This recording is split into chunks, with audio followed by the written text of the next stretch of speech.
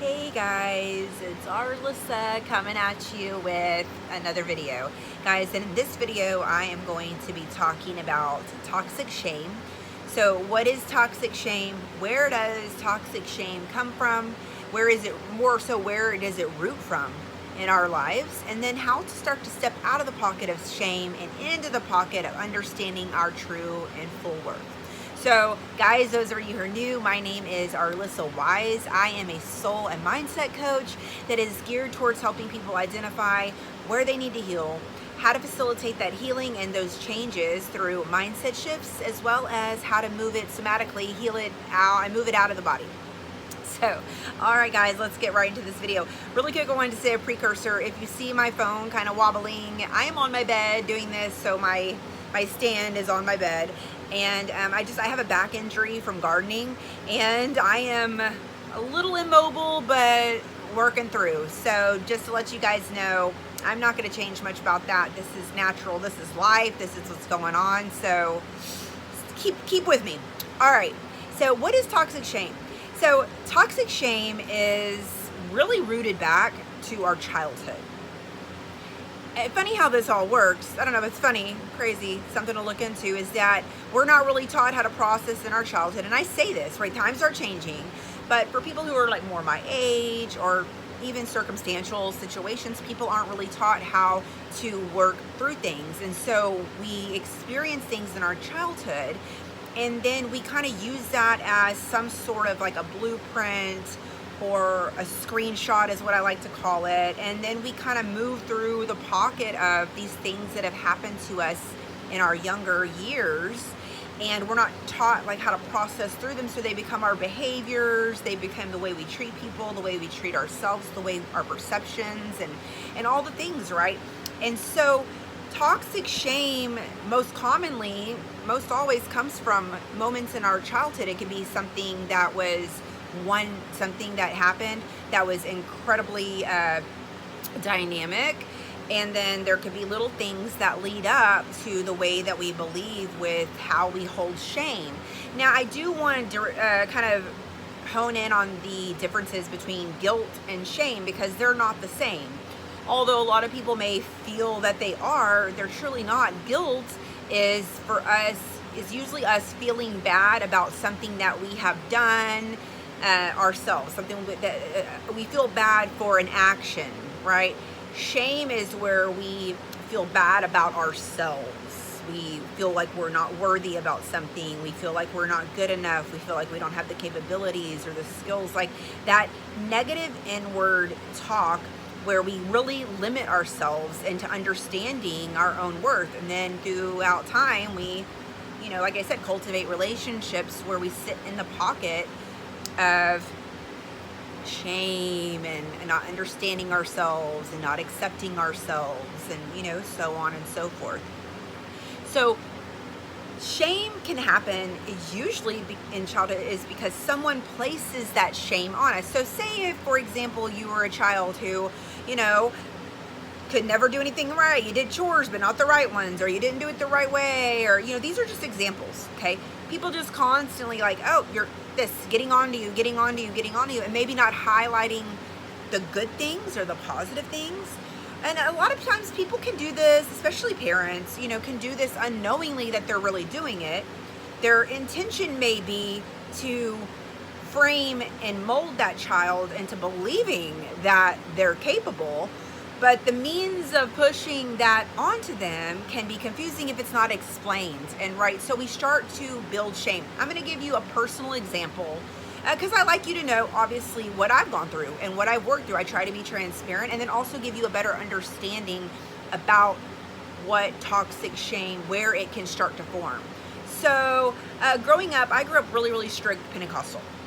I was a preacher's kid. I was the grandchild of a preacher, and it was like it was really tough and challenging in social situations, especially growing up in school. For me personally, I'm speaking, for myself, because I looked very different. I wasn't allowed to wear the same type of clothes. I always had to be in long dresses. My hair was long, no makeup.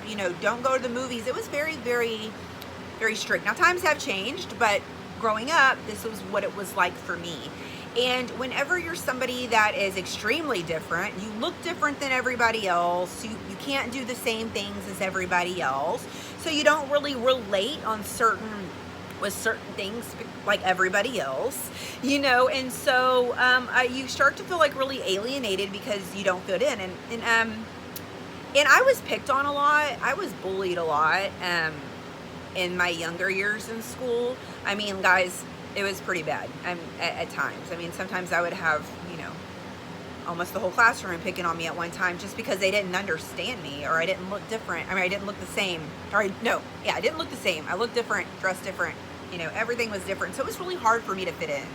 And so that stemmed for me, that kind of molded me not into a people pleaser. You know, I wanted to please people. I masked a lot. I did even things that weren't me, but I did them just to fit in so that I wouldn't get picked on, or I wouldn't get like singled out for how different I was, or, you know, it was just, and so that was school. And then through life, because I never dealt with that, I formed my relationships based on me not understanding my authenticity, not understanding my true worth as a person. And I was always sitting in the pocket of comparison.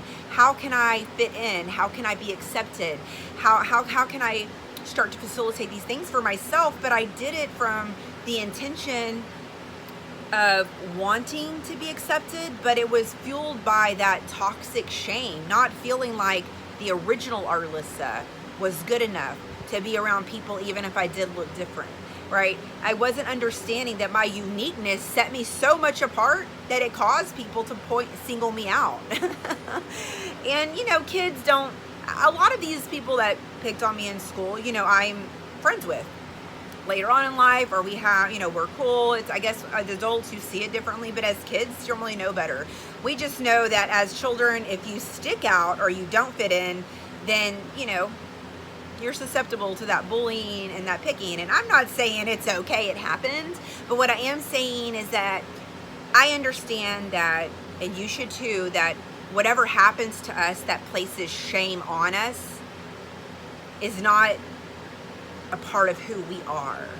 And we didn't do that to ourselves. So even though it was done to us, it's still up to us to learn how to navigate through it and to push forward and to empower ourselves and heal.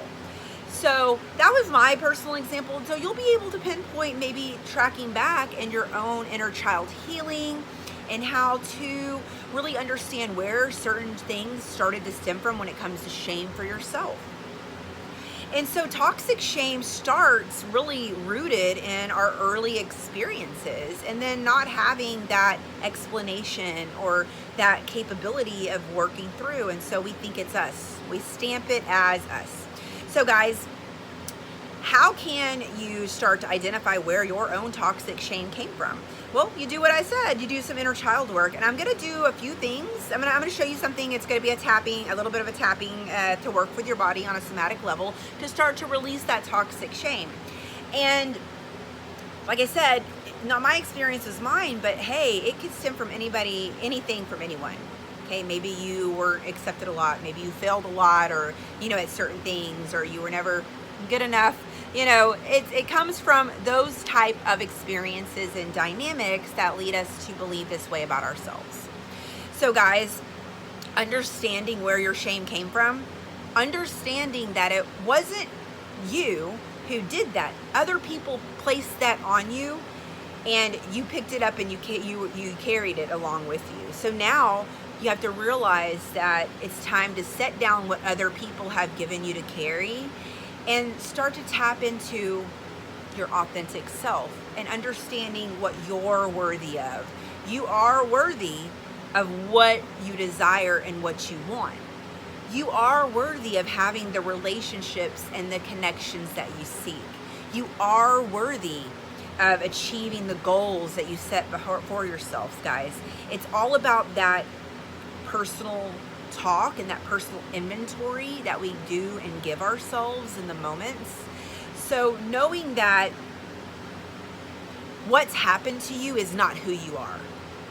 People's opinions about who you are or things that you've done is not who you are. It never was, but you've carried that. So I'm going to give you a little bit of a technique to work with your body somatically to help you start to relieve a little bit of this tension and help to move it from your body and get your body kind of start to regulate to the new belief that you are worthy. So guys, I'm going to give you a little insight. It's called tapping. Some of you may be familiar with this, some of you not. Now there's a lot of different tapping points on the body, and I'm only going to go through a few. I'm going to just point them out, and I'm going to give you a couple of things to say to give you an example. Of course, as you move forward with your own self and tapping on your own and going through your own like past traumas and toxic shame and things that you've believed are you and you're trying to release, you'll form what you say to fit how it feels for yourself. Now remember, I'm always saying, stay in tune with how you feel, okay, and allow it to guide you. This is also a part of tapping into your intuition.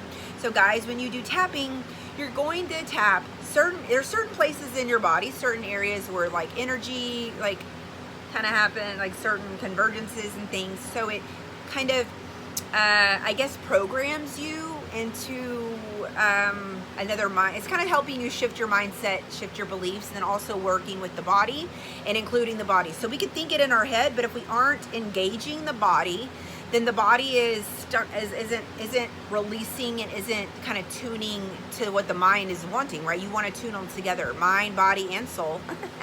So here it goes. Guys, when you tap, I'm going to have you can tap here, right here, okay, these spots, on the cheeks, right here, okay, and then here you can tap here, and then here, these places, okay? Now, this is how you can start. This is an example. So you can start by saying, I am worthy. And even though I had, and then you'll specify what's happened to you, that is not who I am. Okay? And then you'll, however you feel about that, then you may want to go here. I am worthy. And even though, and then you can name something else happened, that does not mean that is who I am. Tap another place. I am deserving. So you get it, I am deserving. I am deserving of everything that I want. I am deserving of happiness. Tap. Go to different, so you choose the places that feels right to you, okay, on the chest, and you want to do it a couple times. And you know, you're going to specify what you say to what you want to feel, okay? I am beautiful. And now I may have been told that I'm not. And I may have done things that weren't considered beautiful. I am beautiful.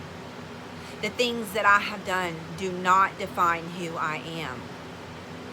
And I am beautiful, just the way I am.